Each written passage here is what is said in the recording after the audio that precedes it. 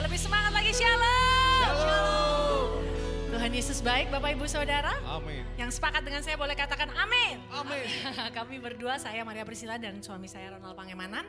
Ini ibadah yang kedua. Kami bersuka cita senang bisa melayani di sini, bisa berjumpa dengan Bapak Ibu Saudara semua tubuh Kristus di GBI Battle Kelapa Gading. Tuhan Yesus baik. Saya rindu di ibadah yang kedua ini kita semuanya semangat ya, kasih yang terbaik buat Tuhan Yesus Kristus. Amin. Amin. Boleh saya lihat tangan-tangan yang terangkat karena seringkali, acap kali merasakan kebaikan Tuhan. Boleh angkat tangannya, kasih tepuk tangan buat Tuhan Yesus Kristus kita.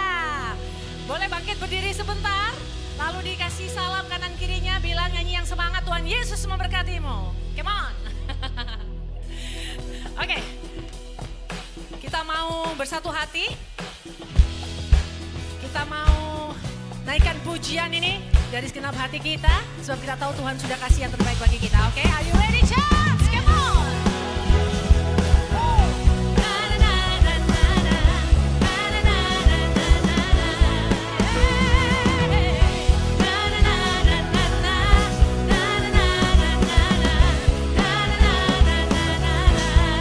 Sama-sama nyanyikan.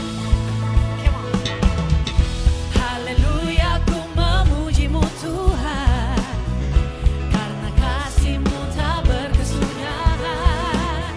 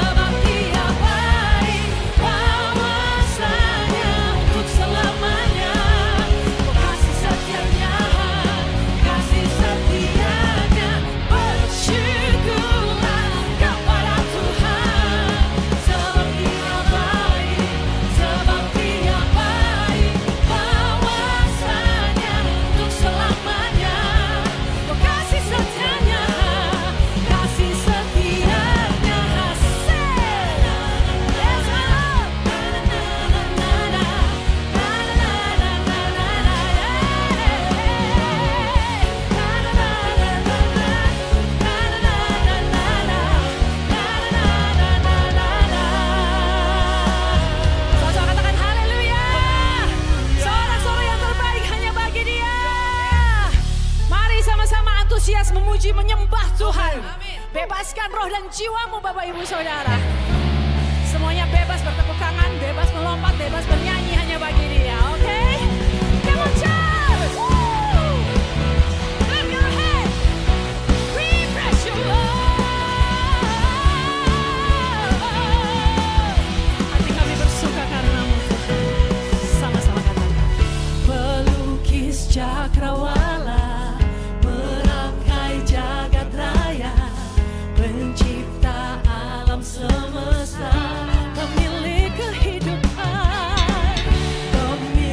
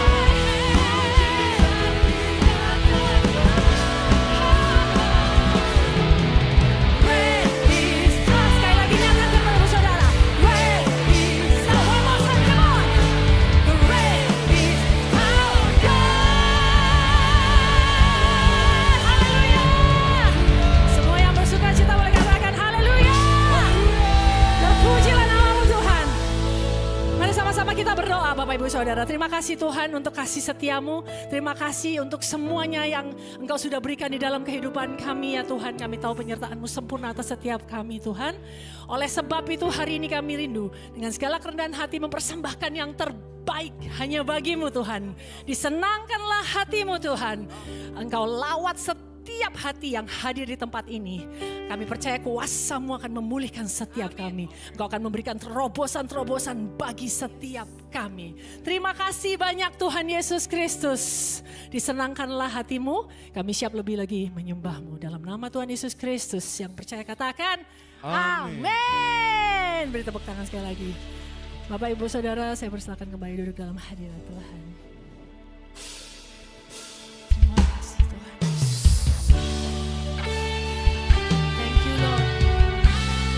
Tuhan yang layak untuk kami tinggikan.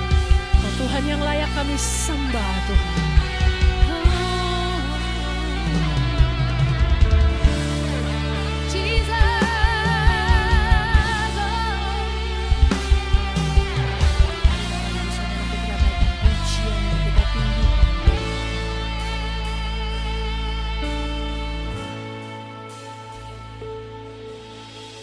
Ku bersyukur padamu Tuhan atas kasih-Mu, yes my Lord. Ku bermazmur bagi nama-Mu yang kudus,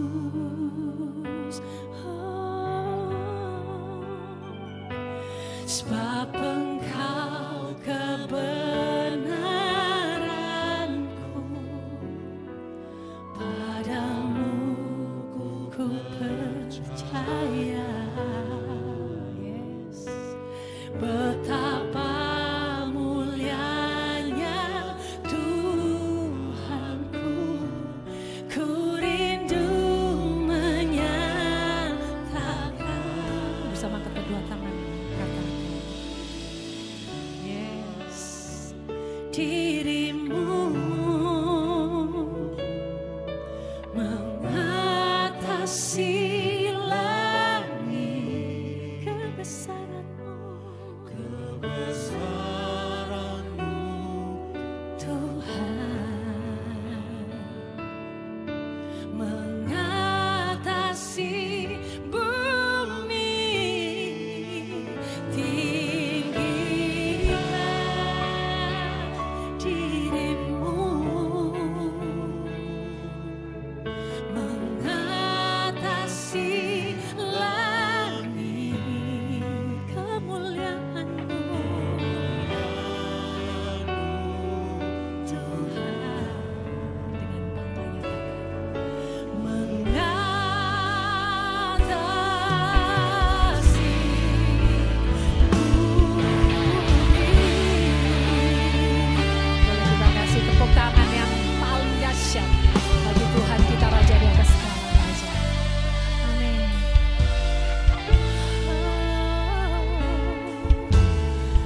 Bersyukur padamu Tuhan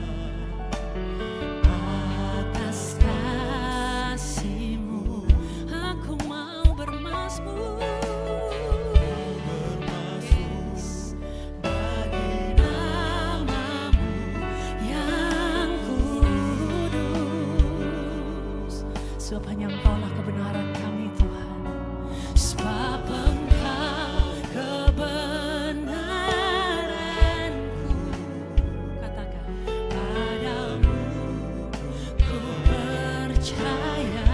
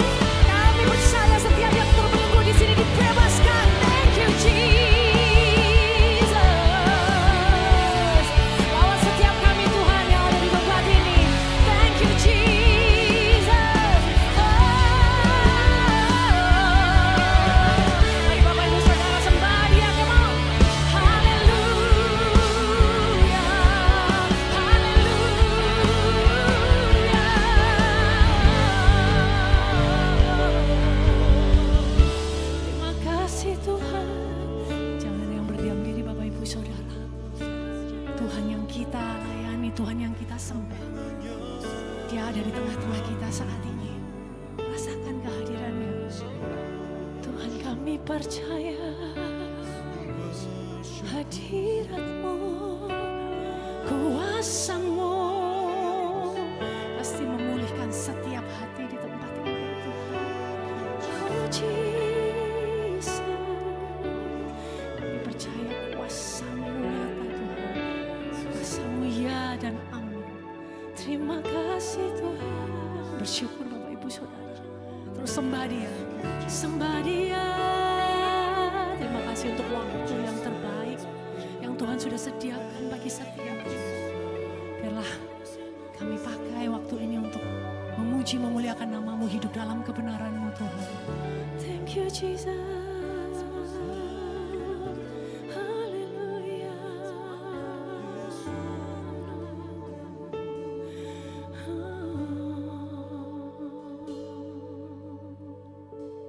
Thank you Lord. Waktu Tuhan pasti yang terbaik. Amin. Walau kadang tak mudah dimengerti. Ya Tuhan Yesus, Engkau melihat setiap hati anak-anak-Mu di tempat ini Tuhan. Waktu Tuhan pasti yang, sekali lagi percaya waktu Tuhan yang terbaik. Waktu Tuhan pasti yang terbaik. Walau kadang tak mudah dimengerti, lewati cobaan, ku tetap percaya waktu Tuhan pasti apa? Amin, amin. Oh, terima kasih Tuhan untuk kasih-Mu.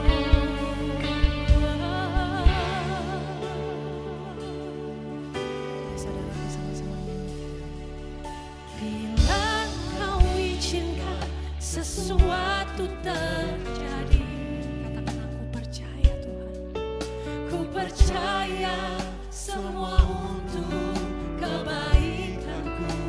Amin. Bila nanti telah tiba waktumu, aku percaya pasti memulihkan setiap kami. Yes. Waktu Tuhan pasti yang, itu iman setiap kami di tempat ini Tuhan. Tak mudah dimengerti, lewati cobaan, ku tetap percaya waktu Tuhan pasti yang terbaik. Amin, amin. Kami percaya Tuhan bahwa waktu yang terbaik bagi setiap kami.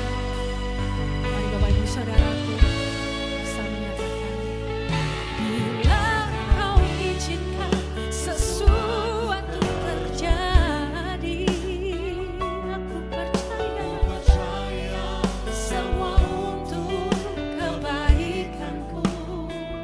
Bila nanti telah tiba waktumu, aku percaya ada kuasa-Mu yang memulihkan hidup setiap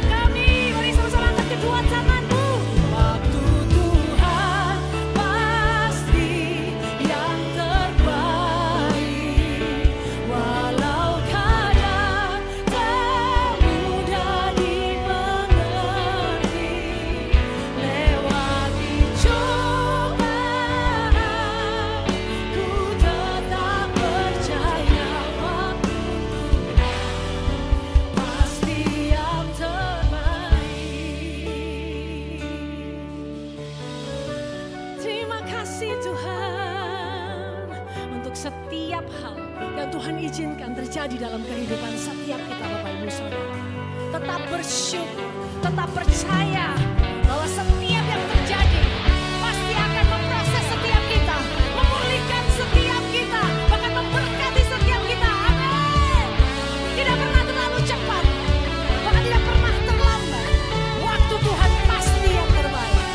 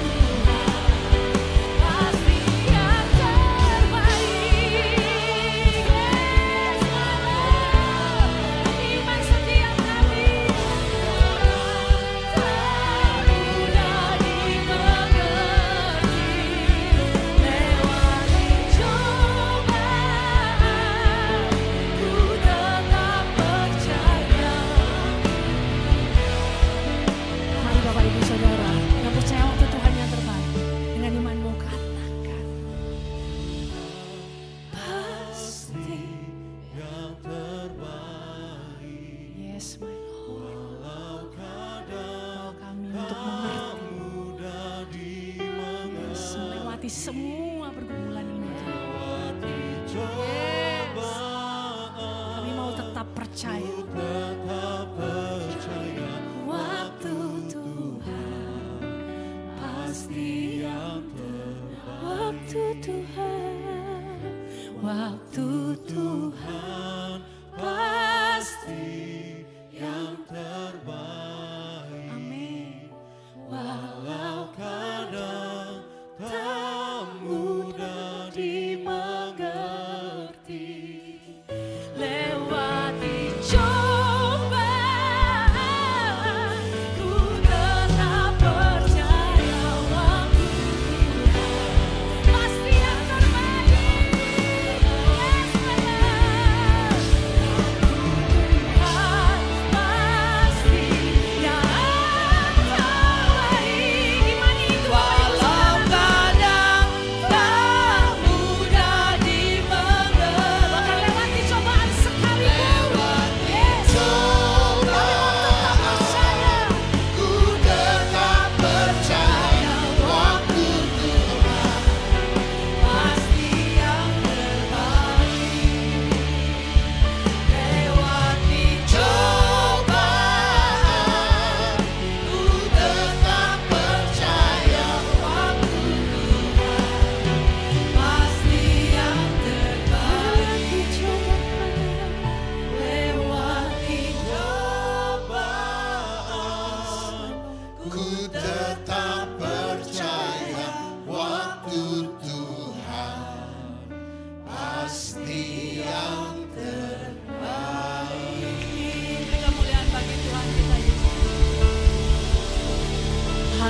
haleluya.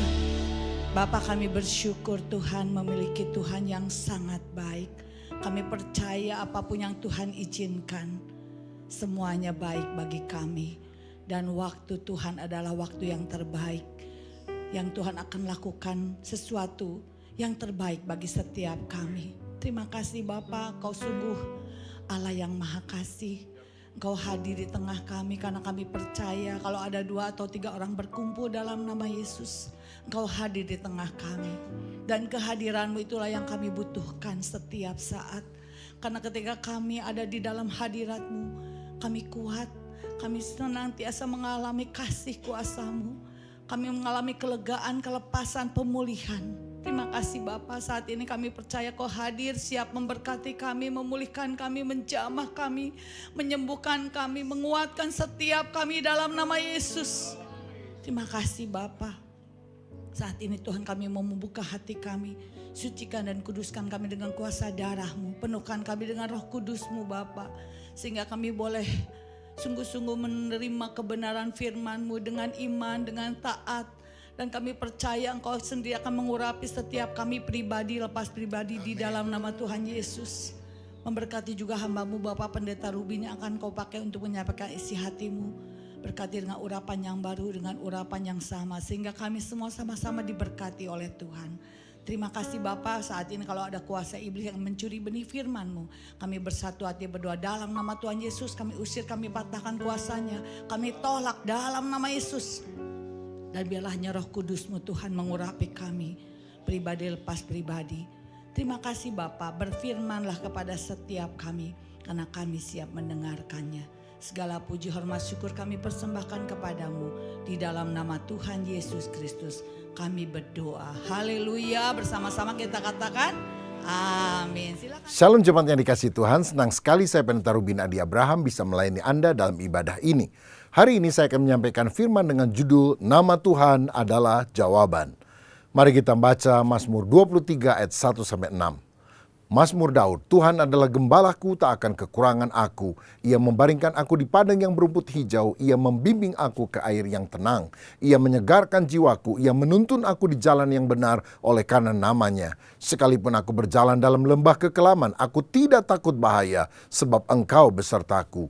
Gadamu dan tongkatmu itulah yang menghibur aku. Engkau menyediakan hidangan bagiku di hadapan lawanku. Engkau mengurapi kepalaku dengan minyak. Pialaku penuh melimpah. Kebajikan dan kemurahan belaka akan mengikuti aku seumur hidupku. Dan aku akan diam dalam rumah Tuhan sepanjang masa. Amin. Saudara, Mazmur 23 ini adalah sebuah tulisan yang kuat yang sanggup mengubahkan kehidupan seseorang. Karena berisi pola berpikir yang positif, penuh iman dan harapan. Penulisnya, Raja Daud, adalah orang yang mengenal Allah. Sehingga di dalam kesulitan, dalam lembah kekelaman sekalipun dia tidak gentar. Karena dia tahu kepada siapa dia percaya. Nah, di dalam Mazmur ini kita akan mengenal Allah dalam beberapa nama atau julukan. Yang pertama, kita melihat bahwa Allah itu dikenal sebagai Yehova Ra'ah. Tuhan adalah gembalaku. Itu yang dicatat pada ayat 1a. Tuhan adalah gembalaku, tak akan kekurangan aku. Saudara, domba tanpa gembala akan menghadapi banyak bahaya. Mereka bisa tersesat di jalan. Mereka bisa tercerai-berai tanpa perlindungan bila bahaya mengancam mereka. Kehidupan di luar Tuhan adalah kehidupan yang berbahaya. Karena iblis berusaha untuk menyerang kehidupan kita. Dalam Matius 9 ayat 36. Alkitab berkata melihat orang banyak itu tergeraklah hati Yesus oleh belas kasihan kepada mereka karena mereka lelah dan terlantar seperti domba yang tidak bergembala. Saudara, tanpa Yesus kita seperti domba tanpa gembala. Kita mengambil jalannya sendiri-sendiri. Tetapi di dalam Yesus kita mendapatkan arahan dari Sang Gembala yang baik. Dia menuntun kita, dia mengarahkan kita. Kita harus taat kepada bimbingan dan nasihatnya melalui firman Tuhan dan juga kuasa Roh Kudus yang akan menuntun kita ke sorga. Jadikanlah Tuhan itu gembala kita yang baik. Saudara sekalian, saya teringat ada seorang hamba Tuhan yang pada hari Sabtu ditelepon oleh sekretaris gereja. Dia bilang, Pak Pendeta, saya mau bikin warta jemaat, judul khotbah Bapak besok apa? Pendeta bilang, Tuhan adalah gembalaku. Apalagi Pak Pendeta, itu cukup. Keesokan harinya ketika pendeta masuk ke gereja mengambil warta jemaat, dia kaget karena judul khotbahnya adalah Tuhan adalah gembalaku, itu cukup. Dia panggil sekretarisnya, dia bilang, kenapa judul saya jadi begini? Loh, saya kan tanya sama Bapak. Iya, maksud saya Tuhan adalah gembalaku, titik. Kamu tanya, apalagi? Itu cukup, maksudnya udah jangan ditambah yang lain. Waduh, rupanya ini sekretaris salah paham, saudara. Pendeta agak kesel juga, tapi sudah dicetak, sudah dibagikan kepada jemaat. Tiba-tiba waktu dia menduhkan hati, seperti Tuhan berbicara kepada dia. Judulnya sudah tepat. Coba baca sekali lagi. Tuhan adalah gembalaku. Itu cukup. Artinya kalau Tuhan engkau jadikan sebagai gembala dalam hidupmu, itu cukup. Kamu tidak akan kekurangan sesuatu yang lain. Mantaplah hati pendeta. Dan dia berkata ketika dia memulai khotbah. Hari ini firman Tuhan berjudul, Tuhan adalah gembalaku. Itu cukup. Saudara, inilah nama Tuhan yang pertama. Yehova Ra'ah, Allah gembala yang baik. Yang kedua, dalam Mazmur 23, Allah diperkenalkan sebagai Yehova Jireh, Allah yang menyediakan atau Allah yang mencukupkan segala kebutuhan kita. Karena di ayat 1b sampai 2a dikatakan, tak akan kekurangan aku, ia membaringkan aku di padang yang berumput hijau. Saudara kan tahu bahwa domba perlu rumput, dan Tuhan memberi makanan berupa rumput hijau kepada domba-dombanya sehingga dia berbaring. Berbaring menunjukkan tentang domba yang sudah makan kenyang lalu berkelimpahan. Saya pernah lihat padang rumput hijau yang sangat luas di Australia.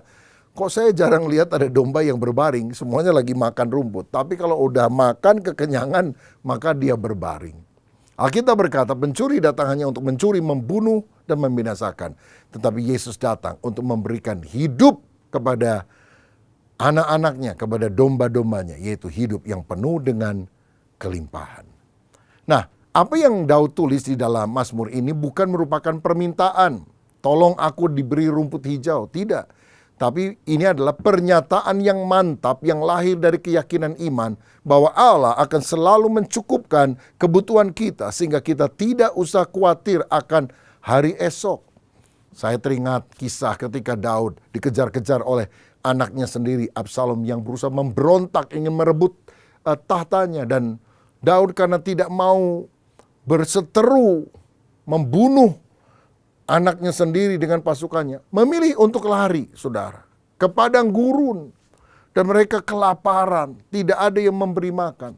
Namun dalam 2 Samuel 17 ayat 27 sampai 29, tiba-tiba muncul orang yang namanya adalah Sobi, Mahir, dan Barzilai, memberikan makanan yang berlimpah-limpah kepada Daud dan anak buahnya. Kalau saudara tanya kepada saya, siapa itu Sobi, Mahir, Barzilai? Saya tidak kenal, saya tidak tahu. Saya tidak bisa menerangkan lebih panjang lebar. Tetapi yang saya tahu adalah ini. Kadang-kadang dalam situasi kepepet di mana kita nggak punya apa-apa, Tuhan bisa mengutus orang-orang yang tidak pernah kita duga, yang mungkin tidak terlalu kita kenal, untuk menolong kita. Sehingga kita tahu bahwa wah, memang benar Tuhan adalah Yehova Jireh, Allah yang selalu menyediakan segala kebutuhan kita. Saya teringat pada masa pandemi, banyak gereja-gereja tutup, dan banyak gereja-gereja di desa-desa di pulau terpencil itu yang ketika tidak bisa mengadakan ibadah selama sekian bulan, pendetanya nggak tahu bisa makan dari mana, saudara. Lalu saya dan pengurus dari sinode tergerak untuk memberikan bantuan kepada sekian ribu hamba Tuhan pada waktu itu. Ada yang mendapat bantuan sembako, bantuan uang 500.000, 1 juta. Dan saya mendengar kesaksian ketika ada seorang hamba Tuhan yang hari itu udah nggak punya apa-apa dan akhirnya dia puasa karena terpaksa. Tiba-tiba uang subsidi itu datang. Oh, dia nangis, dia bersuka cita karena dia tahu bahwa ini dari Tuhan, karena dia tidak pernah menduga hal itu akan terjadi. Tuhan adalah Yehova Jireh bagi kita. Saya teringat kita pernah melakukan pelayanan misi sekian belas orang ke Nias, dan waktu kita mau pulang, saudara-saudara, pesawatnya cancel karena cuaca pada waktu itu ada kebakaran hutan dan asapnya begitu tebal, dan kita tidak tahu berapa hari ke depan asapnya itu akan mulai tipis. Kita bingung, saudara, ini mau kemana? Kita sudah check out dari hotel, kita sudah suruh pulang itu mobil sewaan yang telah mengantar kita bingung, saudara. Tiba-tiba ada seorang memanggil saya, Pak Rubin ya? Oh iya, loh kok ada di sini? Oh, saya baru pelayanan 3 jam dari sini. Wah, kalau tahu saya datang, katanya. Loh sekarang kemana? Saya mau pulang nih lewat Medan terus ke Jakarta, tapi pesawatnya cancel. Jadi sekarang Bapak nginep di mana? Saya nggak tahu jalan, nggak tahu hotel, nggak tahu rumah makan di mana. Oh udah, ikut saya saja ya, nanti saya jemput dengan beberapa kendaraan. Loh saya banyak loh orangnya Pak. Oh ya udah nggak apa-apa. Dia antar saya ke hotel, saudara-saudara, kami bisa makan. Dan kemudian 2 hari atau 3 hari kami baru bisa pulang ke Jakarta kembali pada waktu itu. Dan ternyata waktu kita mau keluar, orang tersebut ternyata sudah membayar seluruh biaya hotel. Kita menjadi bingung karena jarang ketemu, saudara sekalian. Dia bilang, saya suka lihat Pak Rubin khotbah di televisi, tapi hatinya kemudian tergerak karena kita sedang melakukan perjalanan misi. Dia sediakan semuanya. Yehova Jireh, Allah menyediakan. Saudara mungkin punya keperluan. Percayalah kalau engkau menjadikan Tuhan sebagai gembalamu, ada yang tidak terduga yang Tuhan bisa lakukan dalam hidup saudara. Yang ketiga, dalam Mazmur 23, kita bisa mengenal Allah sebagai Yehova Shalom, Allah sumber damai sejahtera. Di ayat 2b dikatakan, Ia membimbing aku ke air yang tenang. Bukan air yang berarus kuat, bukan air terjun, tetapi air yang tenang. Saya percaya orang yang menjadikan Yesus sebagai gembalanya akan ada ketenangan di dalam batinnya, ada damai di dalam jiwanya. Yesuslah pusat kehidupan yang bisa memuaskan dahaga di dalam jiwa kita, membawa ke air yang tenang. Dunia ini tegang, bukan tenang. Di Amerika saja lebih dari 20 juta pil penenang yang diminum setiap malam oleh orang-orang masyarakat yang ada di sana karena mereka menderita insomnia, penyakit tidak bisa tidur, gelisah. 60% orang yang dirawat di rumah sakit itu menderita psikosomatis, penyakit tubuh karena jiwa yang gelisah, jiwa yang tegang. Saya dengar banyak orang stres di Jepang, lalu bikin sansak karung tinju. Lalu kalau dia lagi emosi, dia pukulin karung tinju untuk melampiaskan emosinya. Di Amerika dan juga di Eropa, kalau orang lihat televisi, hati lagi dongkol, saudara, ada yang menjual bata busa gitu ya. Busa berbentuk bata. Jadi kalau jengkel dia lempar itu televisi. Saking keselnya. Nah, supaya televisinya tidak pecah, nanti makin stres, dibuat dari busa batanya tersebut. Inilah keadaan dunia. Dunia yang mengalami kegelisahan. Kenapa manusia gelisah? Karena dosa. Dosa membuat hidup menjadi gelisah, tidak nyaman. Tapi kalau kita sungguh bertobat dan menjadikan Yesus sebagai gembala, ada damai sejahtera yang Tuhan berikan. Dalam Yohanes 14 ayat 27 Yesus berkata, damai sejahtera ku tinggalkan bagimu, damai sejahtera ku berikan kepadamu. Dan apa yang ku berikan tidak seperti yang diberikan oleh dunia kepadamu. Janganlah gelisah dan gentar hatimu. Ketika engkau menjadikan Yesus sebagai Tuhanmu, Dia menjadi Yehova Shalom, Allah damai sejahteramu. Saya teringat seorang ibu sedang naik pesawat dalam penerbangan dari Jakarta menuju Sydney. Diterpa oleh gelombang badai. Waduh saudara, itu kapal terguncang-guncang hebat. Pesawat itu rasanya mau jatuh, banyak penumpang teriak-teriak. Sampai pramugarinya juga pucat, saudara sekalian. Kecuali ibu ini. Ibu itu kaget, tapi kemudian dia berdoa, dia tertidur, saudara. Dan setelah mendarat dengan baik di Sydney, seorang pramugari penasaran, dia bilang, Ibu, saya lihat ibu tenang banget. Kami aja panik. Ibu kok bisa tenang? Gini loh, saya ini kan ke Sydney tujuannya menengok anak saya. Oh, anak ibu ada berapa orang? Anak saya 2. Yang sekolah di Sydney nomor 2. Kalau yang satu? Yang satu sudah meninggal berapa tahun yang lalu. Dia ada di sorga. Jadi waktu tadi pesawat bergoncang saya doa, Tuhan tujuan saya nengok anak. Jadi terserah Tuhan. Kalau mendarat dengan baik, saya nengok anak kedua. Kalau pesawat jatuh, saya nengok anak pertama yang ada di sorga. Jadi terserah Tuhan deh, nengok anak yang penting, saya tidur. Wah, tenang sekali ini ibu, karena menjadikan Yesus sebagai gembala dalam kehidupannya. Yang keempat, dalam Mazmur 23, kita diperkenalkan kepada Allah sebagai Yehova Rafa. Artinya Allah penyembuhku. Ayat 3 dikatakan, Ia menyegarkan jiwaku. Dia memulihkan jiwa dan juga menyembuhkan tubuh kita. Sebab dalam 3 Yohanes 1 ayat 2 firman berkata, saudaraku yang kekasih, aku berdoa semoga engkau baik-baik dan sehat-sehat saja dalam segala sesuatu, sama seperti jiwamu baik-baik saja. Kalau jiwa kita sehat, batin kita sehat, maka fisik kita, tubuh kita, dan bagian tubuh yang lain juga akan sehat dan baik. Kanannya dalam Mazmur 103 ayat 2-3, pemazmur juga berkata, pujilah Tuhan hai jiwaku, dan janganlah lupakan segala kebaikannya. Dia yang mengampuni segala kesalahanmu dan menyembuhkan segala penyakitmu. Tuhan sanggup menyembuhkan segala penyakit kita. Dalam Keluaran 15 ayat 26, Tuhan berfirman, jika kamu sungguh-sungguh mendengarkan suara Tuhan Allahmu dan melakukan apa yang benar di matanya dan memasang telingamu kepada perintah-perintahnya dan tetap mengikuti segala ketetapannya, maka aku tidak akan menimpakan kepadamu penyakit manapun yang telah kutimpakan kepada orang Mesir. Sebab akulah Tuhan yang menyembuhkan engkau. Akulah Yehova Rafa, Allah yang menyembuhkan engkau. Saya percaya sampai hari ini Tuhan bisa menyembuhkan segala penyakit kita. Beberapa bulan lalu, saudara sekalian, waktu di USG, dokter menemukan ada benjolan di bagian leher saya dan dia bilang seperti ada benjolan dekat tiroid dan kelihatannya ini mix antara cairan dan daging. Harus dibiopsi supaya tahu ini kanker atau bukan. Aduh, saya jadi kaget, saudara.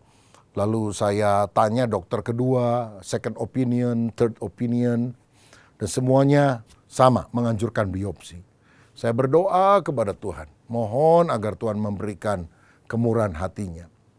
Beberapa saat kemudian saya biopsi, dan 4 hari kemudian hasilnya keluar. Dokter telepon saya, dia jelaskan, dan intinya, no cancer at all. Tidak ada cancer sama sekali. Wow, saya bersyukur karena Tuhan masih memberikan kesehatan untuk saya bisa terus melanjutkan pelayanan untuk kemuliaan nama Tuhan. Penyakit apapun yang saudara alami, berdoalah. Tuhan mampu menyembuhkan dengan kuasa-Nya. Yang kelima, Tuhan diperkenalkan sebagai Yehova Sikenu. Artinya Allah kebenaranku. Dalam ayat 3b dikatakan, ia menuntun aku di jalan yang benar oleh karena namanya. Tuhan menuntun kita di jalan yang benar, bukan jalan yang enak, jalan yang cepat. Kadang-kadang jalannya bukan jalan tol, jalan yang sulit, berbatu-batu. Bukan jalan yang pintas. Tetapi saudara-saudara, dia menuntun kita sehingga kita akan menemukan jalan yang benar yang mendatangkan kemuliaan. Dan bagaimana cara dia menuntun? Dengan firman Allah. Karena firman Allah adalah pelita bagi kaki kita dan terang bagi jalan kita. Kalau kita baca firman setiap hari dengan teliti, kita tahu apa yang tidak boleh kita lakukan, apa yang harus kita kerjakan, bagaimana kita harus berhati-hati, berjalan sesuai dengan keinginan Tuhan. Dalam Yosua 1 ayat 7 dikatakan, hanya kuatkan dan teguhkanlah hatimu dengan sungguh-sungguh, bertindaklah hati-hati sesuai dengan seluruh hukum yang telah diperintahkan kepadamu oleh hambaku Musa. Janganlah menyimpang ke kanan atau ke kiri, supaya engkau beruntung kemanapun engkau pergi. Saudara tidak boleh nyimpang kiri atau kanan, bahaya. Kalau saudara lihat pesawat itu mau turun, maka pilot harus memperhatikan jalur landing pesawat. Ya. Jadi dia harus tepat berada pada tengah jalur landing itu. Sebab kalau dia menyimpang ke kiri ke kanan bisa nabrak, saudara. Nah, kalau kita tidak tahu bagaimana kita dituntun pada jalan yang benar. Sekarang ini orang punya alat namanya GPS, Global Positioning System. Ya, dengan menyalakan GPS, masukkan alamatnya, maka dia akan menuntun kita belok kiri, belok kanan, belok kiri, belok kanan sampai tujuan. Nah, kadang-kadang waktu kita dituntun sama GPS itu, kita suka bandel, rasanya bukan ini, salah ini GPS. Kita pilih jalan yang lain, malah jauh saudara-saudara. Jadi kalau kita nggak tahu tentang jalan itu, udah ikuti GPS saja ya. GPS, Global Positioning System, susah bahasa Inggrisnya. Bahasa Indonesia lebih gampang, GPS, goblok pasti sampai. Sampai kemana? Sampai pada tujuan. Begitu juga kalau kita dituntun oleh Alkitab yang adalah GPS-nya Tuhan dalam hidup kita. Kita dituntun pada jalan yang benar. Yang keenam, saudara, dalam Mazmur 23, kita bisa mengenal Allah sebagai Yehova Shammah. Artinya Allah yang hadir dan menyertai kita. Di ayat 4 dikatakan, sekalipun aku berjalan dalam lembah kekelaman, aku tidak takut bahaya, sebab engkau besertaku. Gadamu dan tongkatmu itulah yang menghibur aku. Aku tidak perlu takut, karena Tuhan menyertai aku. Tuhan bersama dengan aku. Pada abad 17 muncul sebuah aliran teologi yang bernama Deisme. Deisme mengajarkan bahwa Allah memang menciptakan dunia, tapi setelah itu dia lepas tangan dan menyerahkan pada hukum alam. Dia tidak lagi campur tangan di dalam dunia ini. Tentu kita tidak percaya hal itu. Tapi di abad 18 muncul satu teologi lagi yang lebih radikal. God is dead theology. Teologi Allah sudah mati. Ya, diajarkan bukan Allahnya benar-benar mati secara hurufiah, tetapi Allah itu tampaknya tidak melakukan apapun karena dia sudah menyerahkan segalanya kepada manusia untuk mengatasi masalahnya sendiri. Nah, sebagai orang Kristen kita tentu percaya kita punya Allah yang hidup. Tapi kadang-kadang dalam pergumulan waktu doa kita tidak dijawab, tidak dikabulkan oleh Tuhan, kita mulai bertanya-tanya dalam pergumulan kita. Waktu usaha macet, waktu studi gagal, waktu kita mengalami krisis rumah tangga, waktu anak sakit dan tidak sembuh. Apakah Allah itu hidup? Mengapa Allah tidak menolong saya? Tapi Tuhan selalu hadir sebetulnya, menyertai saudara. Dia tidak pernah meninggalkan saudara. Dia peduli, dia memperhatikan engkau. Bahkan dia berjanji dalam firman-Nya, ketahuilah aku menyertai kamu senantiasa sampai kepada akhir zaman. Jadi kalau saudara lagi ngalami pergumulan, yakinlah Tuhan berkata, aku memperhatikanmu, aku masih mengerti kepedihan hatimu, percayalah kepadaku. Saudara, di salah satu suku Afrika, pada zaman dulu ada kebiasaan, kalau anak itu tumbuh remaja, maka kemudian oleh ayahnya dibawa ke sebuah hutan, diikat di sebatang pohon, dan kemudian ditinggalkan semalam. Kalau anak itu masih hidup keesokan harinya, tidak takut, tidak diterkam oleh serigala atau singa yang ganas, maka dia dianggap sebagai anak remaja yang boleh mandiri dalam kehidupan. Nah, satu kali ada anak remaja yang diikat oleh bapaknya, lalu dia bilang, besok mudah-mudahan kita bisa ketemu ya. Bapaknya tinggalkan dia, malam itu gelap sekali, dia dengar serigala melolong, ular mendesis. Dia ketakutan, jangan-jangan nanti ada singa, ada harimau. Waduh, dia nggak bisa tidur, dia gelisah, dia nangis. Papa, kenapa engkau tinggalkan? Tapi keesokan paginya, ketika matahari mulai muncul di sela-sela dedaunan, dia perhatikan ternyata di belakang pohon besar sebelah sana, bapaknya sepanjang malam tidak pulang. Siap dengan busur dan panahnya. Kalau ada binatang liar yang menyerang anaknya, dia akan panah sehingga anaknya selamat. Dan ketika anaknya sadar, dia bilang, aduh bodoh sekali aku. Kalau aku tahu bapakku tidak tinggalkan saya, ngapain saya ketakutan? Ngapain saya nangis-nangis? Saya akan tidur saja. Karena saya tahu bapak memelihara dan menjaga saya. Tahukah saudara, Bapamu yang di sorga tidak pernah meninggalkan engkau. Dia selalu memelihara, menjaga hidup kita. Karena dia Allah yang hadir, menyertai. Dan yang terakhir, yang ketujuh, dalam Mazmur 23 ini, Tuhan juga memperkenalkan dirinya sebagai Yehova Nisi, Allah panji kemenanganku.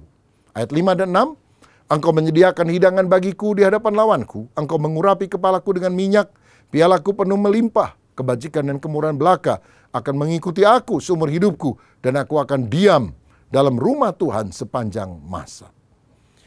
Dalam Keluaran pasal 17 ada kisah orang Israel diserang oleh orang Amalek. Lalu kemudian Yosua berperang dengan orang-orang Israel di bawah. Tapi penentu kemenangan ternyata Musa dan Harun dan Hur yang ada di atas bukit. Karena setiap kali tangan Musa naik, orang Israel menang. Tangan Musa capek lelah, turun, orang Israel kalah. Sehingga akhirnya tangan Musa ditopang oleh Harun dan Hur. Sehingga mereka mendapatkan kemenangan. Dan kemudian di ayat 15 dan 16 dikatakan bahwa Musa mendirikan sebuah mezbah dan menamainya Tuhan panji-panjiku. Dia berkata, tangan di atas panji-panji Tuhan. Tuhan berperang melawan Amalek turun-temurun. Jadi kita lihat Tuhan itu adalah panglima perang kita yang memberikan kemenangan di dalam segala tantangan yang kita hadapi.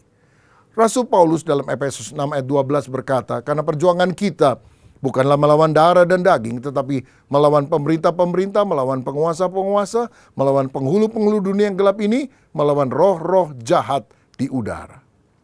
Saudara, iblis misinya selalu sama, mencuri, membunuh, dan membinasakan. Kita harus waspada.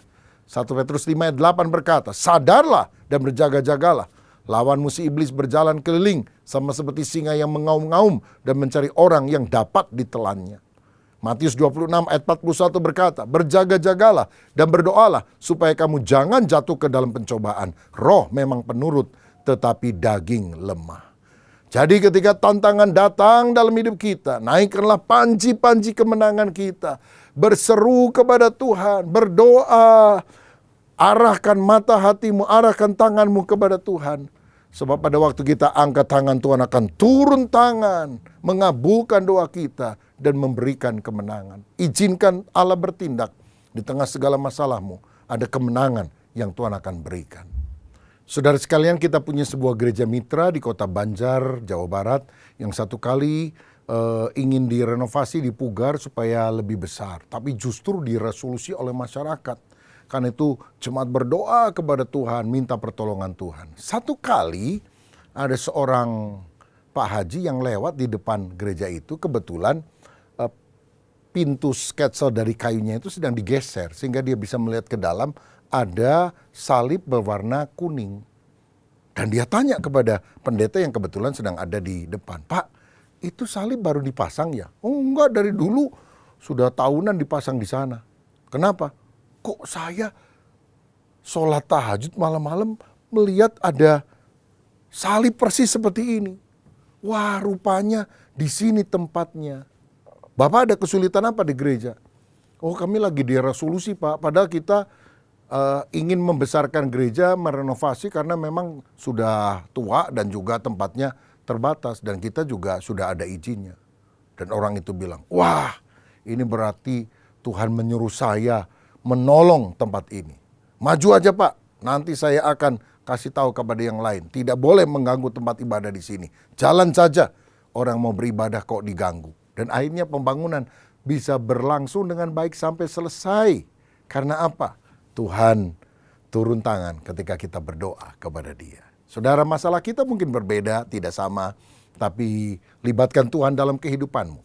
Dia akan memberikan kemenangan bagi saudara. Siapa di antara saudara yang merasa engkau adalah domba yang lemah, domba yang kesasar, domba yang membutuhkan perlindungan dari Sang Gembala? Libatkan Tuhan sebagai gembalamu yang baik, maka engkau tidak akan kekurangan apapun. Engkau akan dijaga, dipelihara, bahkan dalam lembah kekelaman Tuhan akan memberikan kemenangan kepada saudara.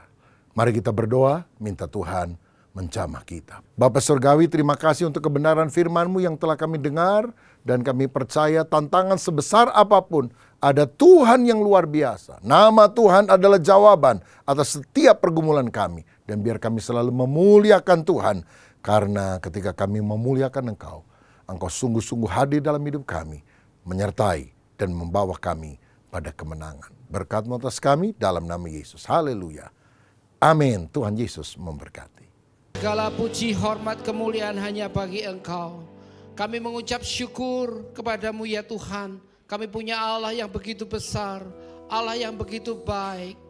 Siang hari ini kami boleh diberkati kebenaran firman-Mu mengenai etos kerja kami sebagai anak-anak-Mu. Terima kasih Tuhan. Siang hari ini kami bersyukur kepadamu. Engkau mengajar kepada kami untuk tetap tekun dalam pekerjaan kami. Menghasilkan pekerjaan yang excellent. Supaya dunia bisa melihat ada karya tangan Allah dalam setiap produk pekerjaan kami. Terima kasih Tuhan. Ajar setiap kami untuk taat akan firman-Mu. Dalam menjalankan kehidupan. Dalam apapun Tuhan kami tetap taat. Sehingga Tuhan nama Engkau yang dipermuliakan. Kami juga berterima kasih Tuhan. Lewat kebenaran firman-Mu, Engkau mengajarkan kami untuk menjadi berkat buat orang lain. Teringat Tuhan banyak jiwa-jiwa yang tersebar di negara kami. Kiranya Tuhan Engkau memakai kami menjadi alat di tangan-Mu untuk menjangkau banyak-banyak jiwa untuk hormat kemuliaan bagi nama-Mu. Terima kasih Tuhan memberkati hamba-Mu Bapak Pendeta Rubin Adi yang sudah memberkati kami lewat kebenaran firman siang hari ini. Kami percaya Engkau melingkupi, melindungi, membukakan visi yang jauh ke depan. Sehingga kami boleh mengerti kebenaran firman dan melakukan kebenaran firman untuk hormat kemuliaan bagi Engkau. Di akhir ibadah ini Tuhan kami juga berdoa secara khusus untuk negara Republik Indonesia. Yang terbentang dari Aceh sampai dengan Papua. Tuhan tolong, Tuhan berkati, Tuhan lindungi negara kami. Jauhkan dari agitasi, jauhkan dari pertengkaran, jauhkan dari perselisihan, baik secara orang, secara pribadi, secara golongan, atau apapun. Kami letakkan semua dalam nama Yesus. Kiranya damai shalom turun atas Indonesia, di mana di kota, di desa, di lembah, di pegunungan, semuanya ada damai. Sehingga niat-niat orang jahat dipatahkan dalam nama Yesus. Dan kami percaya ketika roh Tuhan turun, maka ada kedamaian, ada damai sukacita. Dan kami percaya Indonesia menjadi bangsa yang dipandang oleh dunia, menjadi bangsa yang diberkati oleh Tuhan. Terima kasih Tuhan, di akhir ibadah ini kami juga berdoa bagi anak-anak-Mu yang masih mengalami sakit penyakit. Kami percaya dalam nama Yesus, siang hari ini ada kesembuhan ilahi yang terjadi. Dan kami juga berdoa Tuhan bagi anak-anak-Mu yang mengalami kesulitan finansial. Siang hari ini Jehovah Jireh, Allah yang menyediakan berkat secara berlimpah-limpah. Dan kami percaya kami menjadi anak-anak yang diberkati oleh Tuhan. Terima kasih Tuhan, kami percaya Engkau menyertai setiap langkah kehidupan kami. Angkat tangan saudara, siapkan hati saudara, terimalah berkat daripada Tuhan. Tuhan memberkati hidupmu, Tuhan memberkati pertumbuhan imanmu, Tuhan memberkati pernikahan kudusmu. Karena kecintaan Allah Bapa dan persekutuan Roh Kudus menyertai hidup saudara mulai siang hari ini sampai dengan Maranatha. Mari yang percaya dan diberkati Tuhan bersama-sama kita katakan amin.